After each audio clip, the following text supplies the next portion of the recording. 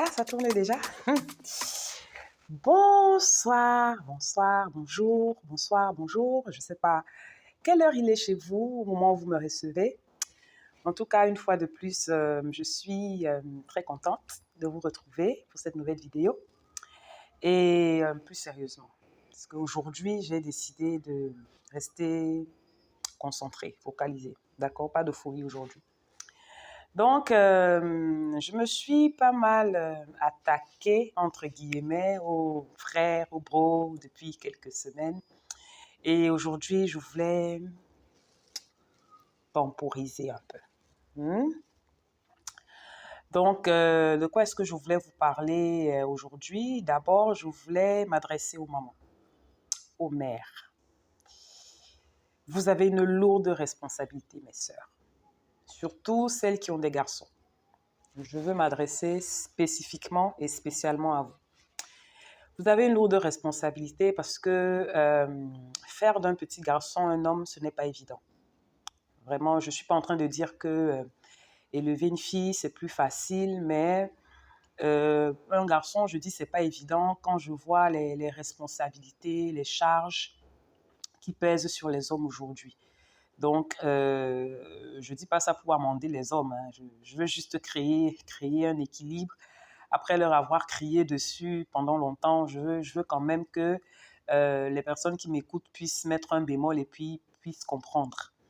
Je l'avais déjà dit dans des posts précédents sur Facebook, il faut beaucoup de patience, manifester beaucoup de patience et beaucoup d'amour envers les hommes parce que leur charge n'est pas facile.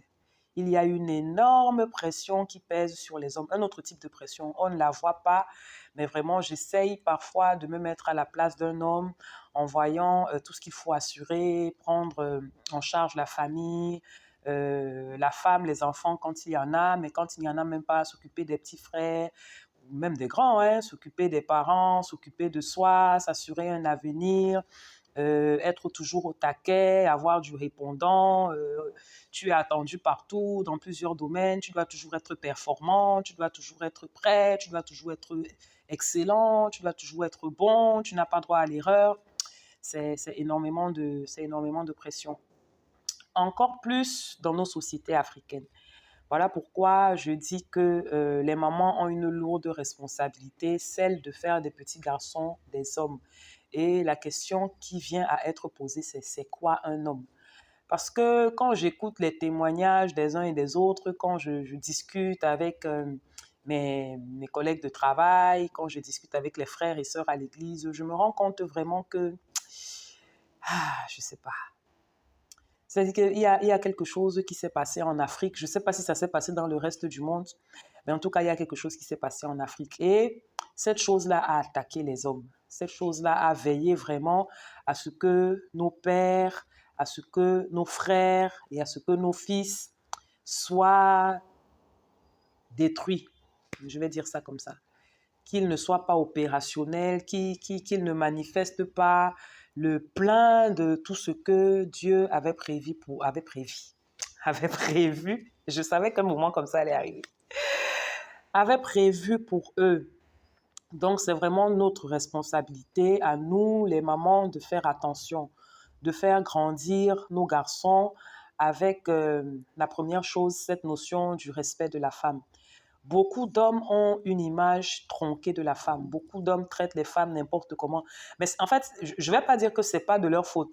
Mais il y a une part de leur éducation et il y a une part des expériences qu'ils ont connues dans la vie qui les poussent à agir comme ça.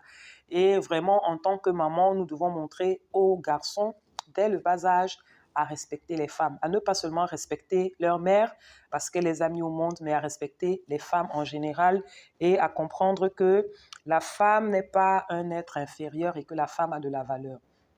Il faut vraiment qu'on arrive à inculquer cette notion de respect, cette notion d'amour pour les femmes aux petits garçons, de comprendre que la femme n'est pas un objet, la femme n'est pas, je sais pas, une ménagère, la femme n'est pas... voilà. Ça, c'est la première chose.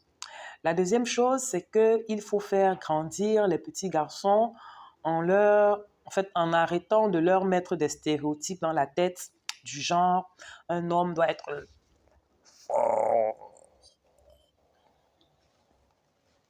Un homme, ça ne pleure pas. Un homme, ça ne montre pas ses émotions. D'ailleurs, un homme, ça n'a pas d'émotion. Un vrai homme, ça n'a pas d'émotion. Un vrai homme est grand, musclé, fort, beau, impassible, tout puissant. Non, vraiment, ce sont des choses qui détruisent les enfants. Pourquoi? Parce que finalement, en étant en contact avec les autres enfants, ils se rendent bien compte qu'ils sont différents. De plus, s'ils grandissent dans un contexte où, par exemple, ils n'ont pas connu leur père, ou leur père est décédé, ou leur père est parti, ou voilà, ça devient rapidement compliqué. Il faut pouvoir mettre un équilibre dans ce qu'on enseigne à nos petits garçons. Il faut leur apprendre à être courageux. Il faut leur apprendre à ne pas avoir peur. Il faut leur apprendre à être audacieux. Il y a vraiment beaucoup de valeurs qu'on peut leur inculquer, mais parmi ces valeurs-là, on doit pouvoir leur apprendre que manifester des émotions, manifester des sentiments, ce n'est pas une forme de faiblesse, bien au contraire. Les émotions, les sentiments, ce n'est pas réservé qu'aux femmes. C'est pour toutes les personnes qui sont vivantes. C'est pour toutes les personnes qui respirent. Si notre chien arrive à manifester de la joie lorsqu'il nous voit revenir du travail, si notre chien est triste lorsqu'on part en vacances et qu'on le laisse chez le voisin, pourquoi est-ce que nous, qui sommes des hommes, faits à l'image et à la ressemblance de Dieu, nous n'aurons pas le droit de manifester des émotions et des sentiments? Donc, vraiment, il faudrait qu'on enseigne à nos petits garçons que quand je suis triste, j'ai le droit de le manifester en pleurant. J'ai le droit de manifester ce que je ressens. Quand je suis en colère, j'ai le droit de le manifester aussi. Comment est-ce que je dois le manifester? Ce n'est pas en trépignant, ce n'est pas en cassant, ce n'est pas en tapant. Je dois apprendre à exprimer mes émotions. Il faut que vraiment dans l'éducation qu'on donne à nos garçons, on leur apprenne ça. Refouler les sentiments, refouler les émotions, c'est vraiment la porte ouverte à toutes sortes de déviances, à toutes sortes de... Vraiment, ça ne va pas le faire. Ça va faire des adultes qui sont coincés, ça va faire des adultes qui deviennent violents, ça va faire des adultes ça va faire des psychopathes, ça va faire des adultes qui sont dérangés. L'autre chose, c'est que, bon là je parlais vraiment de manière générale. Maintenant, quand on entre dans le cadre des enfants de Dieu, là il y a une pression supplémentaire qui est ajoutée sur les hommes. Pourquoi? Parce qu'on se dit, il est né de nouveau, il a le Saint-Esprit. Donc là, maintenant, il n'a pas droit à l'erreur.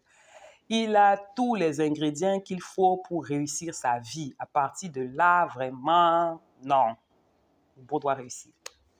Non, non, non, non.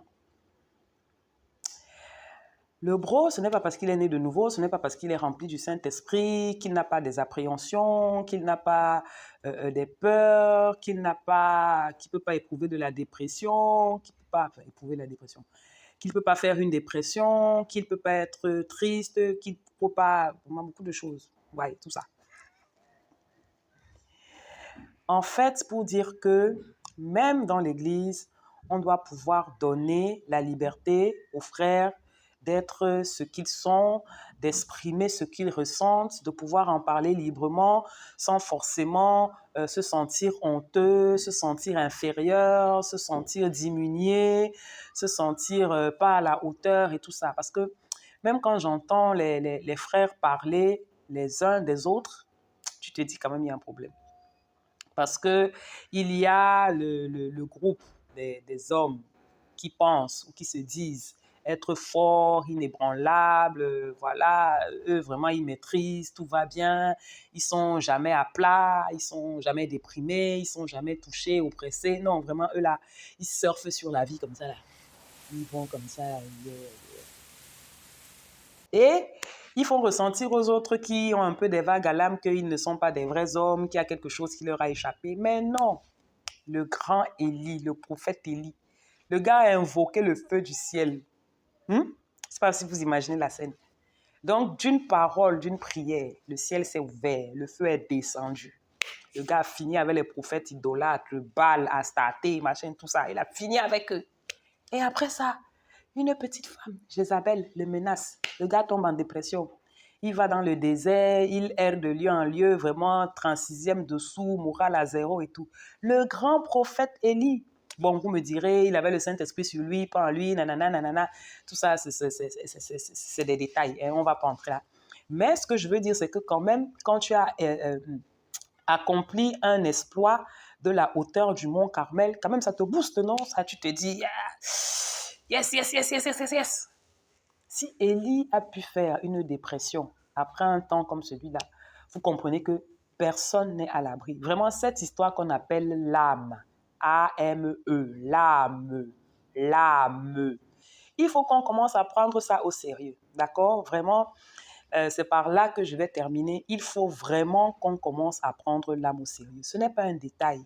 Ce n'est pas un truc qu'on se dit, bon, vraiment, écoutez, je suis né de nouveau, je suis rempli du Saint-Esprit, je parle à tout va. Non, l'âme, vraiment, c'est important.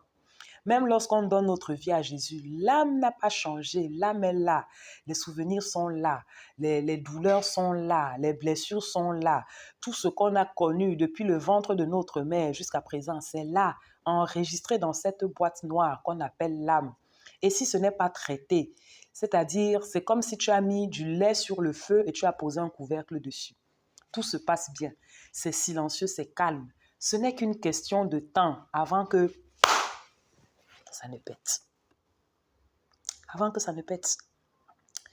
Donc, les hommes, les enfants de Dieu qui battent leurs femmes, les enfants de Dieu, on dit, ah oui, c'est un chrétien charnel, vraiment, il n'a pas grandi la maturité. C'est vrai, c'est un chrétien charnel.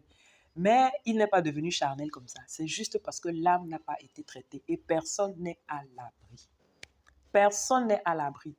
Donc, pour terminer, ce que je veux dire, c'est que vraiment, mes frères, je l'ai déjà dit dans la vidéo précédente, il faut qu'on trouve le moyen, frère, il faut que les frères trouvent le moyen de trouver quelqu'un à qui se confier, de trouver un moyen de parler, de sortir tout ce qui ne va pas, de le traiter en profondeur. Il n'y a pas 36 solutions pour devenir performant, pour réussir sa vie, pour réussir ses affaires, pour réussir son ministère. Ça ne marchera pas si dans nos cœurs, si dans notre âme, il y a encore des choses compliquées, des choses bizarres qu'on a cachées, enfuies, machin, parce que c'est vraiment comme un diable qu'on a gardé dans sa boîte qui va sortir un jour ou l'autre. Donc, à la décharge des frères aujourd'hui, voilà ce que je voulais partager avec vous, partager avec mes sœurs, partager avec mes frères. Prenez soin de votre âme, soignez votre âme. Hein? C'est de l'abondance du cœur que la bouche parle. Prenons soin de ce qui est dans notre cœur. Nous sommes appelés à prospérer selon l'état de notre âme. Donc, nous avons intérêt à ce que notre âme soit en bonne santé. Je vais encore profiter de ceci pour encourager les frères. Ce n'est pas une affaire de femmes. La restauration de l'âme, ce n'est pas pour les femmes. C'est pour tout le monde. Everybody. Bateau, c'est. Et je ne saurais pas le dire dans une autre langue. À bientôt!